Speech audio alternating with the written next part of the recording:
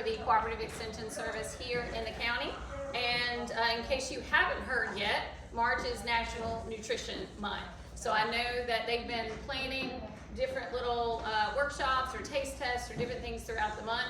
So I was invited to come and talk and do a little something fun. So instead of just doing a normal workshop today, we've got a little fact or fiction game, and I do have a little snack there. One of my Extension Master Food volunteers, Miss Ann Fox, is helping dish up your little snack for today, and it's called a super fruit salad.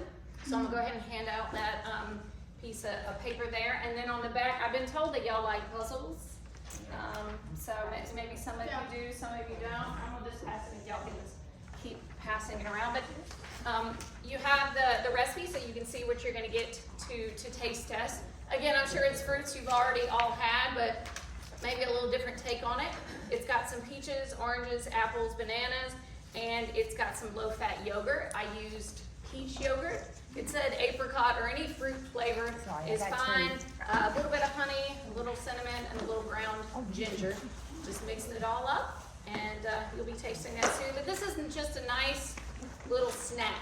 It's only 90 calories, and it's very good and healthy for you. It's got a lot of vitamins and nutrients there. And on the back, you have a word search, so you can also have a list of a lot of other vegetables and fruit that maybe you want to try, either at the local farmers market as they start opening up a little bit, or dropping by one of the local farms where you can pick your own strawberries or just pick your own vegetables in general. We're gonna play like a little game, but I was like, I don't know how, because it's a fact or fiction kind of game, so it's not really I can call on you and whoever has the right answer, there's too many of you to do that. So I did bring a couple of little goodies, and you can just, before you leave, pick one for you to take. So I've got some cutting boards right here. They're the nice little plastic bendable. It says shape it, bend it, funnel it. So even if you cut stuff up, you can bend it and use it as a funnel to pour stuff into something like that, so you're not always having to scrape it or push it or lose some of it or drop it. So this is a nice little flexy thing right there. And got some, every time I give these out, people always call these chip clips, and I'm like, no. These are to when you buy the little mini bags of carrots and you need to keep them closed. They're carrot clips. That's why they're orange. We don't put chips. I was giving these out the other day, and somebody was like, oh, chip clips, I always need those. I was like, no, don't say that in my nutrition workshop. If you're gonna get chips, get baked chips. They're a little bit healthier for you, or just watch the portion size. Don't get a big old bag that you do need one of these for, because then you don't watch your portion size. But we do have those. I've got some, again, they're water bottles. They're not tea bottles. They're not orange juice bottles. They're water bottles. There is a little handout in some of these. It's just about staying hydrated and the importance of drinking water. And then last but not least is our I Heart Vegetables. So throughout the book, it talks about the importance of eating vegetables and fruits, food safety, vegetable guides for 32 different vegetables, instructions for steaming, roasting. I think there's 28 recipes in here. So when it says instructions for steaming and roasting, it's telling you how to cook it, and it's got a lot of good pictures in here. With regards to the vegetables, it talks about each one to tell you how do you know which ones you choose, whether it needs to be hard or soft or certain color or whatever else, how you store them, how you prep them, how you can cook them, and which kind of vegetables go well with other ones as well, and some good seasonings. Instead of using salt, using some different herbs and spices. So this is a really good book, and it's got breakfast, soups, salads, sides, sauces, and dips, and main dishes. So it's not just your entrees that we want you to eat vegetables. It does even have some breakfast things in here. So again, you can just grab one of those before you leave. So we'll go ahead and get started. So I've just got a statement that I have up here, and then you guys tell me if you think it's a fact or fiction. I'll read it to you, but it's also up there. And then we'll talk about why it's fact or fiction. So half of our plate or bowl should be filled with fruits or vegetables. Okay, yes. According to the My Plate, fruits and vegetables should make up half of our meal. If you are diabetic, that slightly changes. We still want half of your plate to be vegetables, but we want them to be non-starchy vegetables.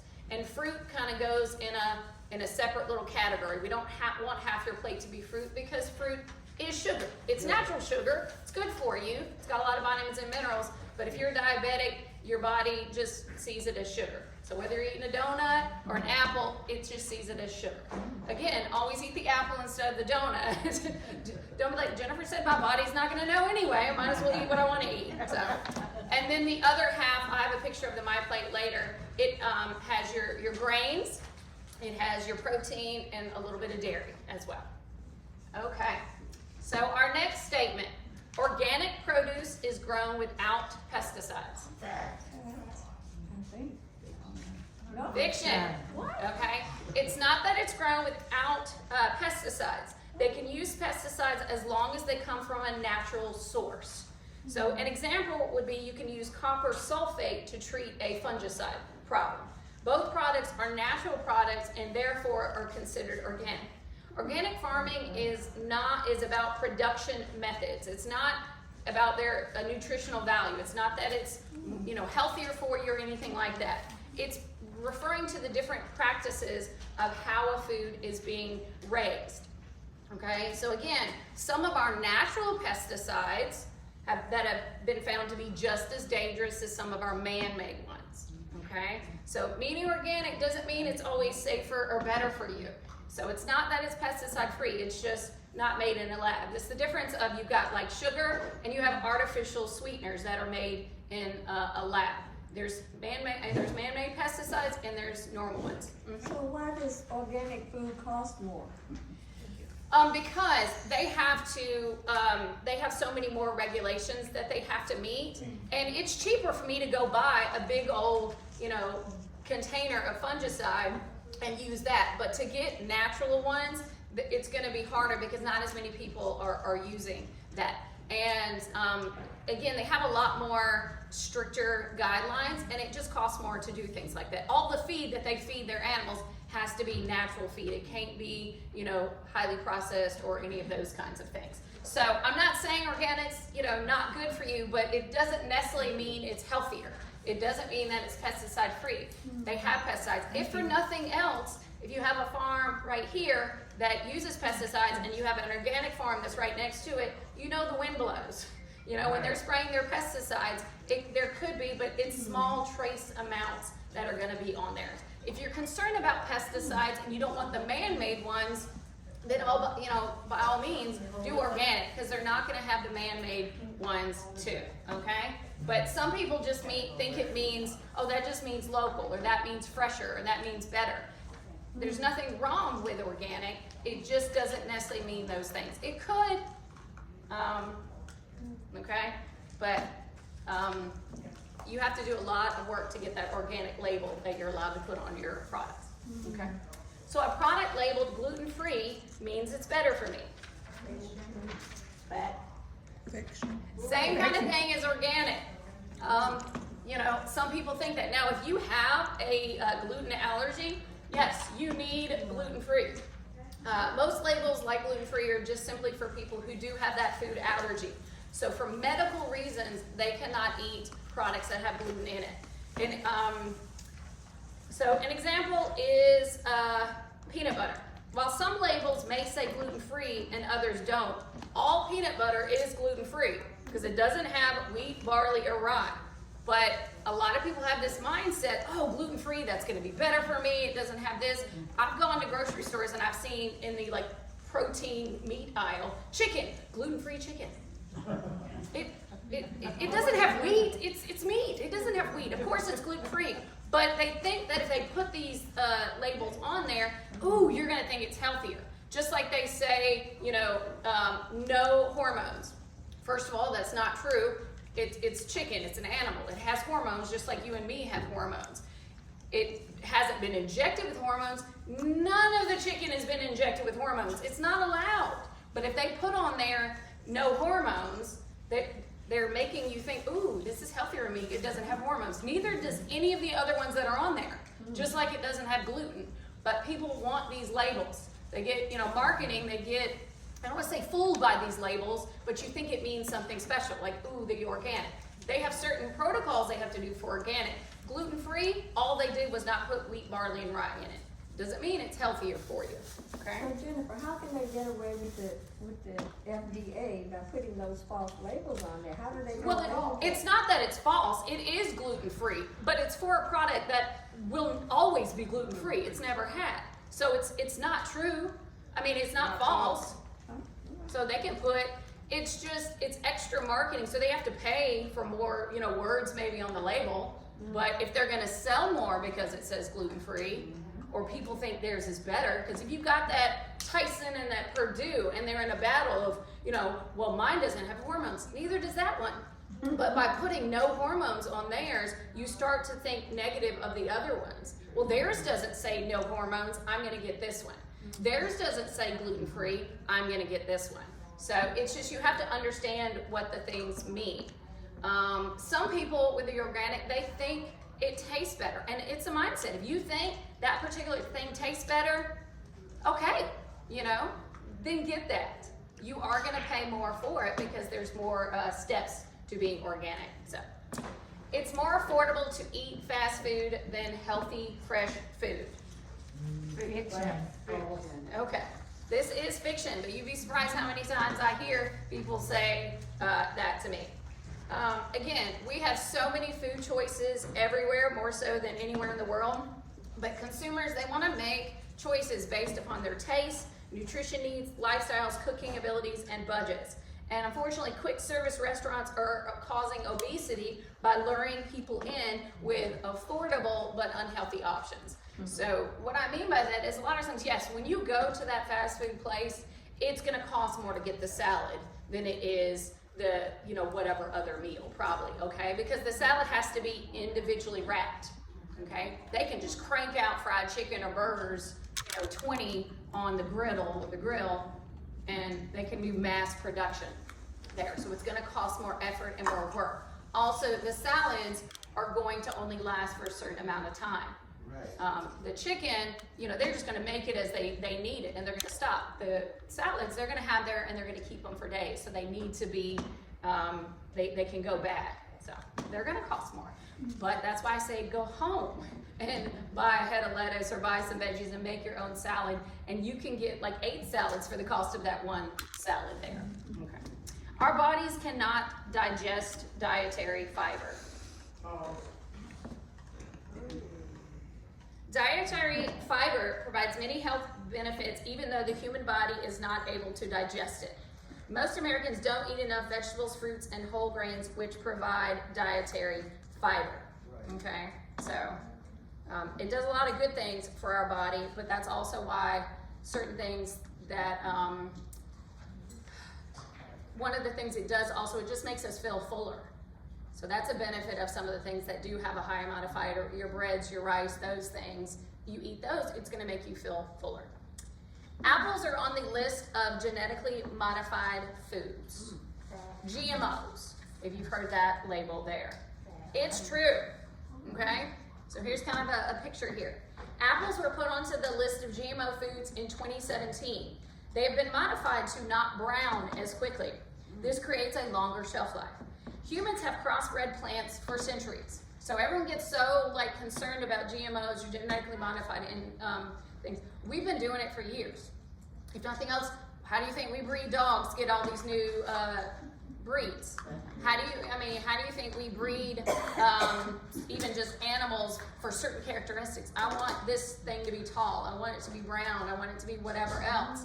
It's the same thing for your fruits and vegetables. We would do different things, planting this thing next to this thing so they would have different characteristics. Having certain things that certain birds would like for pollen and reproduction and all that. It's part of a cycle that we've been doing for centuries.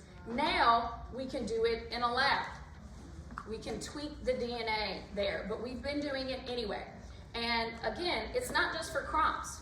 Yes, we do it for crops because there's no way that we could grow enough food if we didn't genetically modify different things. If apples, ran out as quickly, if they brown very quickly, we'd run out of food. So we need longer shelf lives of different things because we have a lot more people we have to feed nowadays.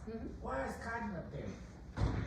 Again, it's not just for foods, it's for all different kinds of products. Oh, okay. You know, you want cotton to say, oh, I want it to be softer, I want it to be whiter, I want it to be, you know, whatever else Right. you want it to be. You want it to be different things. We even use it on, use on microorganisms such as bacteria has even created medicines like insulin and vaccines. So genetically modifying things also gets us medicine too. But again, it just gets a bad rap because people just don't know. You just, oh, I don't want something in a lab. How many of you use artificial sweeteners? That's in a lab. And you're putting a lot of that in your bodies when you're drinking these diet things or using equal and sweet and low and whatnot. It's not that it's bad, you just need to know what you're putting into it, okay? So, only older adults need to be concerned about bone health. Yes, this is fiction. Again, we tend to think more about it as we get older because we think about osteoporosis.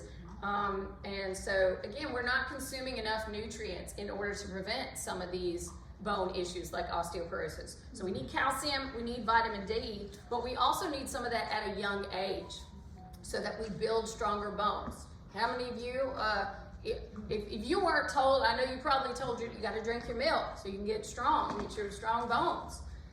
So bone strengthening activities when you're younger too, with your grandkids, jumping rope or running is another way to promote bone health. Definitely paying attention to it. As you get older, having that conversation with your doctor, being tested for osteoporosis, checking your bone density, asking them, are you low in vitamin D? Do you need to supplement? Do you need extra calcium? There's different things. So I don't want you just to take vitamins and supplements without asking your doctor. Okay, saturated fats are healthier than unsaturated fats. Fiction, yes. Yes, the saturated are the bad ones, or the more unhealthy ones there. So I've got a nutrition label up here, and the fat section is always kind of like right here. It says total fat, and it's in bold, and then underneath that, it's going to tell you how many saturated fats are in that total fat and how many trans fats. So those are the two bad fats. On the label, they're going to tell you how many of the bad fats are in it. It doesn't have a column for unsaturated, but you can do math. What's the total minus the bad ones? That's how many good ones it is. So a lot of people, they just want to look at the total fats and they get concerned. Oh my gosh, this is 8 grams in total fat. Only one of it is saturated fat, and there's no trans fats. So that means there are 7 grams of unsaturated fats. Those are the heart healthy ones. This could be something like fish or nuts. Those are really high in unsaturated fats, olive oil. But no matter what, you still need to watch your serving size, which is 2/3 of a cup, because if I'm going, I don't want to just eat like peanuts. I love peanuts, but they're still higher in calories. They're still higher in fat. It might be good, heart healthy fat, but it's still fat, okay? So we want to eat more unsaturated fats than saturated ones. And saturated are kind of from your meat products there. So eating less of those, cutting off the fat of some of your meats. Buying the leaner cuts of meat is one way to do that too, okay? 1 cup of cooked or raw vegetables counts as 1 cup serving. Yes, it's a fact. So, for vegetables other than leafy greens, 1 cup serving is the same whether it's cooked or raw. The amount that counts as a 1 cup serving if you have leafy greens is either 1 cup cooked or 2 cups fresh. So if you have a recipe and it's like, oh, make a salad, and it says you need 2 cups of lettuce or something, that's a serving, is the 2 cups of fresh, raw, leafy greens, okay? For other stuff, you can just get your actual measuring cup and measure there. Okay. There are 5 food groups.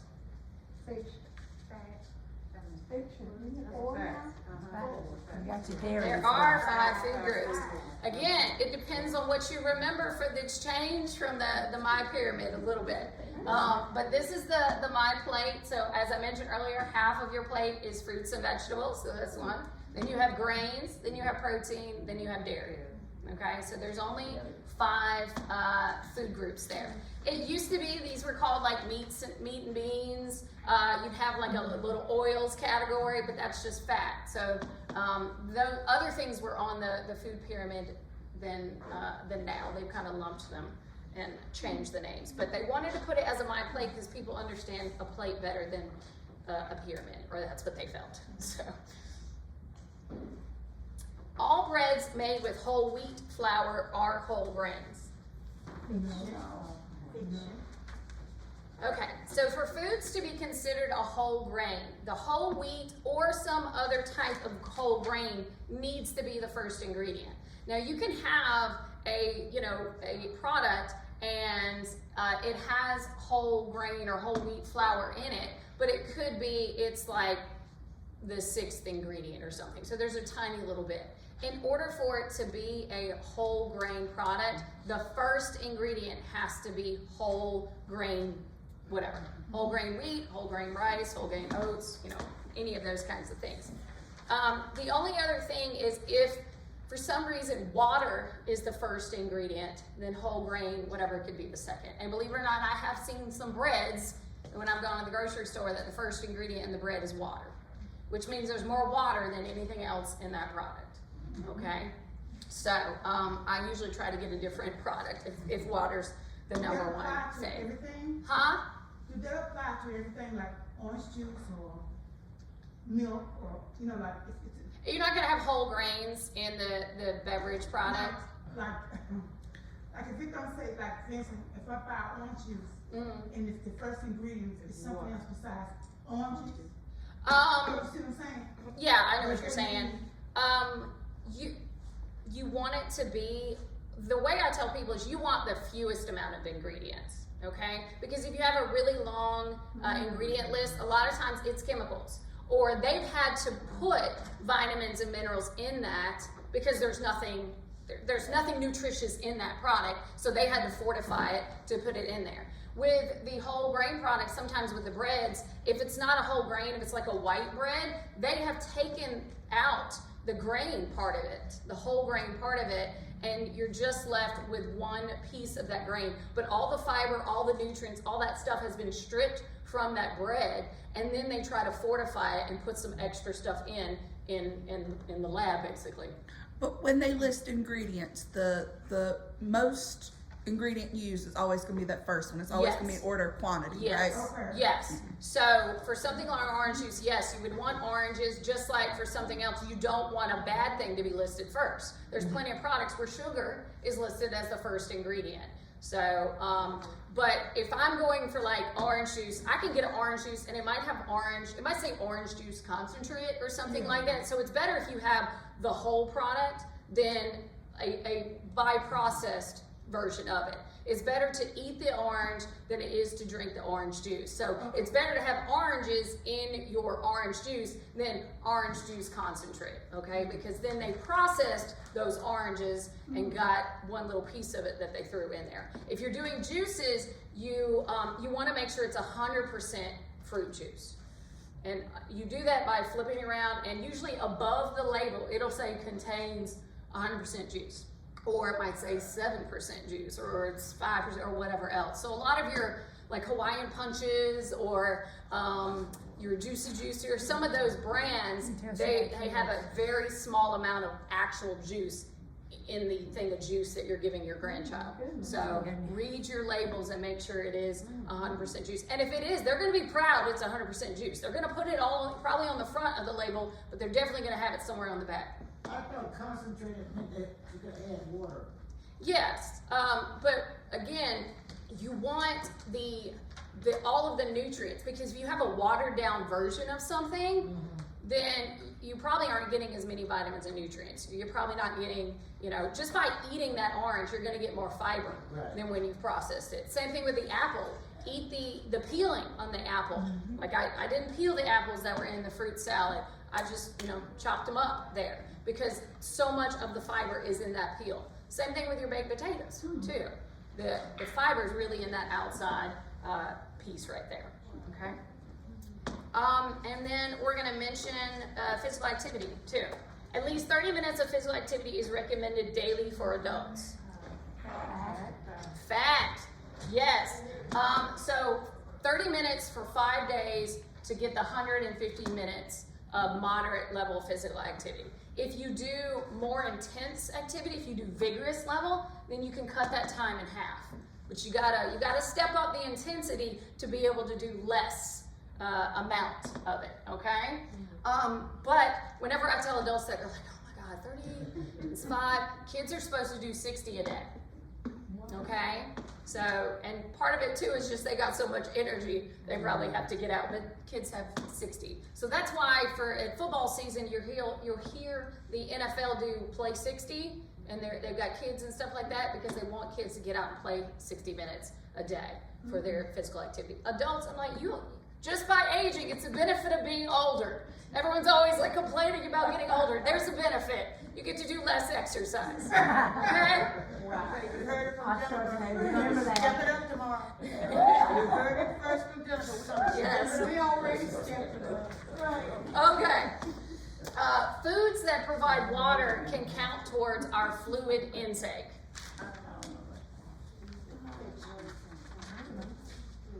Yes, yes. So you have some foods that have, like fruits and stuff, they naturally have water in it. Celery, cucumber, those things. So that can count towards your daily water intake. Okay, you're getting water either from just drinking it, but also from eating certain foods that have a high amount of water there. Okay, so there are some foods like fruits and vegetables that contain water and can contribute to that. So if you complain about, oh my God, she's always wanting me to drink so much water. No, eat some fruits and veggies that naturally have water in it instead of, having to just feel like you're always drinking that bottle. Or even putting some of those fruits into your water bottle and doing kind of a fruit infused water, flavoring it with strawberries or oranges or even cucumbers or strawberry and mint, any kinds of things like that will help flavor it. Okay, and our last one, registered dietitian nutritionists are experts in food and nutrition. Yes, I'm always telling everybody, I am not a registered dietitian nutritionist. They're called RDNs. This Wednesday is registered dietitian nutritionist day. Try to say that 3 times fast. But they are the food and nutrition experts. They work in a variety of different settings. Unfortunately, being a small rural community, we don't really have a lot of RDNs here. There's, I think, one at the hospital if you happen to be a patient in the hospital. I know there happens to be one working at the dialysis center. But other than that, I don't think we have any in this county. So again, there is a lot of telehealth stuff. So you can go onto the eatright.org website, and there's a little section to find an RDN near you. You can talk to your doctor and just ask them to refer you to one. There's a lot of online that they'll just call you and talk to you, and they can do, I can teach like community workshops, but they can do like one-on-one, like, okay, let me see your health stuff. This is your meal plan I want you to do. Here's the things. They can answer all of those one-on-one questions that even more so than I can. And they are getting constantly recertified. They have to keep their certification up. Not that your general practitioners are not wonderful, but they had about 1 semester of nutrition how many ever years ago when they got their their medical license. They are not required. I'm not saying some of them don't keep up on new trends and stuff, but they are not required. And you know as well as I do, over just even the last 2 decades, there's a lot of, oh, this is good for you, no, this is bad. To eat this, don't eat this. So the RDNs can give you up-to-date, accurate information. So they don't need one at assisted living facilities or nursing homes? Because some of Some of them might have it, but I'm not aware of a requirement for it. And again, if they are, they're helping the clients that are there. So some of your doctor's offices could have one, but when I search them up, there's none in the community. They're all kind of in the Durham, Raleigh, wherever area. That they can come up and visit with you, or they can call you, or Zoom, or just whatever else. I was gonna say, because so many of those residents have health issues, conditions or whatever, but they might have somebody on site, or it could just be, as far as I know, they've got, like CNAs there. They're just dispensing medications. They're not diagnosing. Everyone eats the same meal. This is what we serve, all of you. It meets these guidelines. They don't really have too many capabilities to like everybody do a little separate thing, unless you have certain food allergies or certain things like that. Were you gonna say? Well, I was gonna say there are certain requirements they have to meet that are set federally, so they have certain things that they can and cannot serve. Like if a person is diabetic or whatever, don't they have to have a diabetic different diet? Yeah. Yes, they have a diabetic diet, but that's for anyone who has a diabetic diet. Like, this is what you're eating. This is what you're serving. Your option is for the day. But to have a registered dietitian that's like planning that and working that, it's kind of from a higher level up. This is what we're serving here. So again, it's possible. I've not met anyone. I've been to some and taught some of the different workshops. I've met plenty of the certified nurses, but not RDNs. It's just a different certification for that. So, are there any other questions? When you was talking about the whole grain breads and the first ingredient is water, when you would think that if somebody didn't drink a lot of water, that they were going to eat that top bread? I don't like, if they want some water in their diet, I don't think of bread usually when I'm thinking of, getting water in my, but it is the first ingredient in that. It's fine. You want the first ingredient to be whole grain. If water's the first one, I want the whole grain to be at least the second ingredient. Because water's not bad for you, so that's okay to have that as a first ingredient. But we don't want it like somewhere down the line. And some of them, they'll have multiple grains listed in the ingredient list. It might be like, oh, it's got oats and it's got rice and it's got this and it's got this, but it's all like down here in the ingredient list. So sometimes the labels on the front, it'll say made with, whole grains, or it'll say multi-grain. That just is a number. It means it's got multiple grains. It doesn't mean any of them are whole grains, or even if it's got them whole grains, made with whole grains, if it's not the first ingredient, all they did was throw a little piece of rice in there, and there we go, it's a whole grain. They don't have to put much in there for it to be labeled as something. But let me give you a perfect example. Nowadays, if you go to the schools to watch the kids eat breakfast, they will get a little box of Fruit Loops, because that is whole grain now, okay? So I think most of you know that Fruit Loops is a whole box of sugar right there, okay? But they've tweaked the formula or the recipe just enough so whole grain can be listed as first. They still chocked it full of a lot of extra different things to have still no real nutritional value in some of the different products. So, but a requirement for serving the cereals to be chosen as a cereal for the schools is you have to be whole grain. They don't want to lose out on as many schools as we got out there that are serving, Frosted Flakes or Fruit Loops or whatever. But it's still a huge amount of sugar and other chemicals and ingredients and stuff. There's no actual fruit in it. So, anyway, but okay. Well, thank you all so much for coming. I hope you enjoyed our fact or fiction game. Enjoy National Nutrition Month, and don't forget to grab one of our little goodies before you leave. Thank you for coming out, Jennifer.